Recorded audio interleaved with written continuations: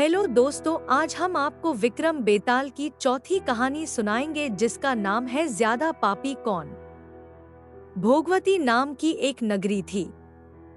उसमें राजा रूपसेन राज करता था। उसके पास चिंतामणि नाम का एक तोता था। एक दिन राजा ने उससे पूछा, हमारा ब्याह किसके साथ होगा? तोते ने कहा, मगध देश के राजा की बेटी चंद्रावती के साथ होगा। राजा ने ज्योतिषी को बुलाकर पूछा तो उसने भी यही कहा। उधर मगध देश की राजकन्या के पास एक मैना थी। उसका नाम था मदन मंजरी। एक दिन राजकन्या ने उससे पूछा कि मेरा विवाह किसके साथ होगा, तो उसने कह दिया कि भोगवती नगर के राजा रूपसेन के साथ। इसके बाद दोनों को विवाह हो गया। रानी के साथ उसकी मैना भी आ गई। राजा रानी ने तोता मैना का ब्याह करके उन्हें एक पिंजरे में रख दिया। एक दिन की बात की तोता मैना में बहस हो गई।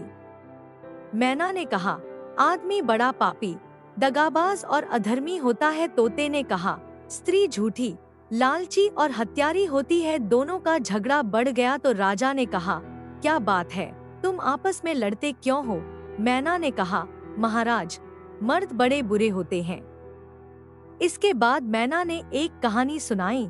इलापुर नगर में महाधन नाम का एक सेठ रहता था। विवाह के बहुत दिनों के बाद उसके घर एक लड़का पैदा हुआ। सेठ ने उसका बड़ी अच्छी तरह से लालन पालन किया, पर लड़का बड़ा होकर जुआ खेलने लगा। इस बीच सेठ मर गया। लड़के ने अपना सारा धन जुए में खो दिया। जब पास में कुछ न बचा तो वह नगर छोड़कर चंद्रपुरी नामक नगरी में जा पहुंचा। वहां हेमगुप्त नाम का साहूकार रहता था। उसके पास जाकर उसने अपने पिता का परिचय दिया और कहा कि मैं जहाज लेकर सौदागरी करने गया था। माल बेचा, धन कमाया, लेकिन लौटते में समुद्र में ऐसा तूफान आया कि जहाज डूब गया और मैं जैसे तैसे बचकर यहाँ आ गया। उस सेठ के एक लड़की थी, रत्नावती। सेठ को बड़ी खुशी हुई कि घर बैठे इतना अच्छा लड़का मिल गया। उसने उस लड़के को अपने घर में रख लिया और कुछ दिन बाद अपनी लड़की से उसका ब्याह कर दिया। दोनों वहीं रहने लगे। अंत में एक दिन वहां से विदा हुए। सेठ ने बहुत सा धन दिया और एक दासी को उनके साथ भेज दिया। रास्ते में एक जंगल पड़ता था। वहां आकर लड़के ने स्त्री से कहा, यहाँ बहुत डर है, तुम अपने गहने उतारकर मेरी कमर में बांध दो। लड़की ने ऐसा ही किया। इसके बाद लड़के ने कहारों को धन देकर डोले को वापस करा दिया और दासी को मारकर कुएं में डाल दिया। फिर स्त्री को भी कुएं में पटककर आगे बढ़ गया। स्त्री रोने लगी। एक मुसाफिर उधर जा रहा था। जंगल में रोने की आवाज सुनकर वह वहां आया, उसे कुएं से निकालकर उसके घर पहुंचा दिया। स्त्री ने घर जाकर माँ बाप से कह दिया कि रास्ते में चोरों ने हमारे गहने छीन लिए और दासी को मारकर मुझे कुएं में ढकेलकर भाग गए। बाप ने उसे ढाढ़स बंधाया और कहा कि तू चिंता मत कर, तेरा स्वामी जीवित होगा और किसी दिन आ जाएगा। उधर वह लड़का जेवर लेकर शहर पहुंचा। उसे तो जुए की लत लगी थी। वह सारे गहने जुए में हार गया। उसकी बुरी हालत हुई तो वह यह बहाना बनाकर कि उसके लड़का हुआ है, फिर अपनी ससुराल चला। वहां पहुंचते ही सबसे पहले उसकी स्त्री मिली। वह बड़ी खुश हुई। उसने पति से कहा, आप कोई चिंता न करें, मैंने यहाँ आकर दूसरी ही बात कही है। जो कहा था वह उसने बता दिया। सेठ अपने जमाई से मिलकर बड़े प्रसन्न हुए और उन्होंने उसे बड़ी अच्छी तरह से घर में रखा। कुछ दिन बाद एक रोज जब वह लड़की गहने पहने सो रही थी, उसने चुपचाप छुरी से उसे मार डाला और उसके गहने लेकर चंपत हो गया। मैना बोली, महाराज, यह सब मैंने अपनी आंखों से देखा। ऐसा पापी होता है आदमी। राजा ने तोते से कहा, अब तुम बताओ कि स्त्री क्यों बुरी होती है? इस पर तोते ने यह कहानी सुनाई। कंचनपुर में सागरदत्त नाम का एक सेठ रहता था।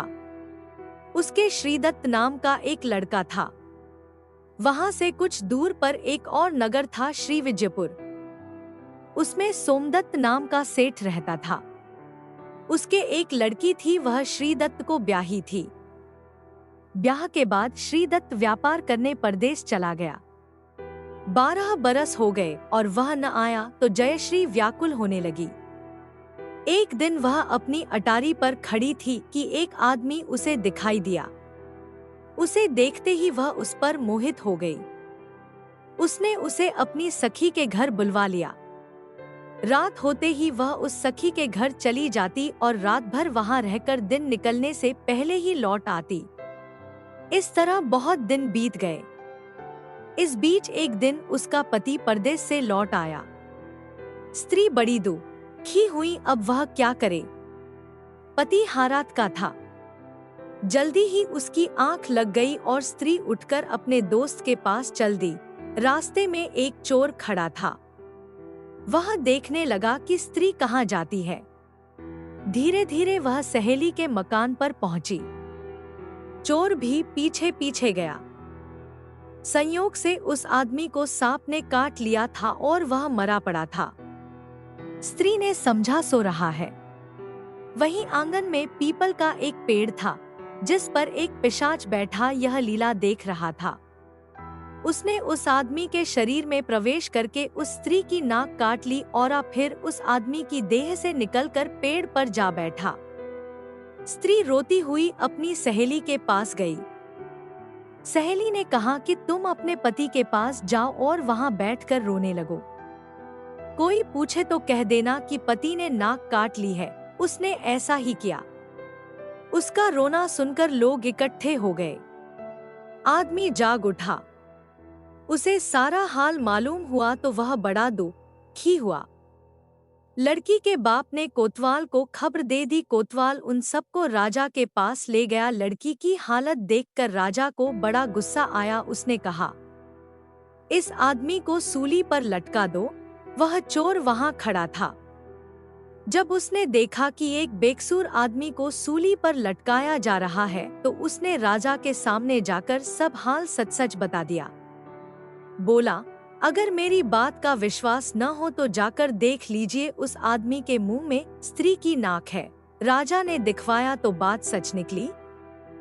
इतना कहकर तोता बोला, हे राजा, स्त्रियां ऐसी होती हैं। राजा ने उस स्त्री का सिर मुंडवाकर गधे पर चढ़ाकर नगर में घुमवाया और शहर से बाहर छुड़वा दिया। यह कहानी सुनाकर बेताल बोला, राजा बताओ कि दोनों में ज्यादा पापी कौन है। राजा ने कहा, स्त्री। बेताल ने पूछा, कैसे। राजा ने कहा, मर्द कैसा ही दुष्ट हो, उसे धर्म का थोड़ा बहुत विचार रहता ही है, स्त्री को नहीं रहता, इसलिए वह अधिक पापिन है। राजा के इतना कहते ही बेताल फिर पेड़ पर जा लटका।